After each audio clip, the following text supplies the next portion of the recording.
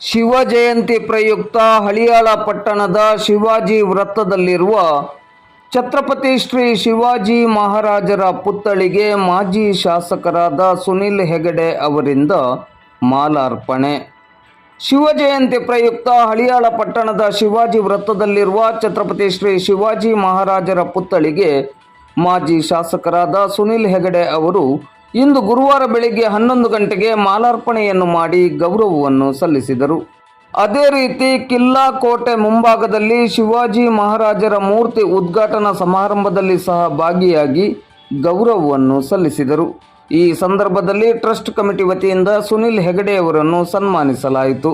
ಈ ಸಂದರ್ಭದಲ್ಲಿ ಬಿಜೆಪಿ ಹಳಿಯಾಳ ತಾಲೂಕು ಘಟಕದ ಅಧ್ಯಕ್ಷರಾದ ವಿಠಲ್ ಸಿದ್ದನ್ನವರ್, ಪ್ರಧಾನ ಕಾರ್ಯದರ್ಶಿ ಸಂತೋಷ್ ಗಟ್ಕಾಂಬ್ಳೆ, ಪುರಸಭೆಯ ಸದಸ್ಯರಾದ ಉದಯ್ ಹೂಲಿ, ಚಂದ್ರಕಾಂತ್ ಕಮ್ಮಾರ್, ಪ್ರಮುಖರಾದ ಚೂಡಪ್ಪ ಬುಬಾಟಿ, ಪಾಂಡು ಪಾಟೀಲ್, ಪ್ರಶಾಂತ್ ನಾಯ್ಕ್, ಮೋಹನ್ ಮೌಳಂಗಿ, ಮಾರುತಿ ಭೋಸ್ಲೆ, ಜ್ಞಾನೇಶ್ ಮಾನಗೆ, ಆಕಾಶ್ ಉಪ್ಪಿನ್, ಸುಭಾಷ್ ಪಾಟೀಲ್, ರವಿ ಚಿಬ್ಬಲ್ಕರ್, ಮಾರುತಿ ಸಾಲ್ಗುಡಿ, ಜಯಲಕ್ಷ್ಮಿ ಚವ್ಹಾಣ್ ಮೊದಲಾದವರು ಉಪಸ್ಥಿತರಿದ್ದರು.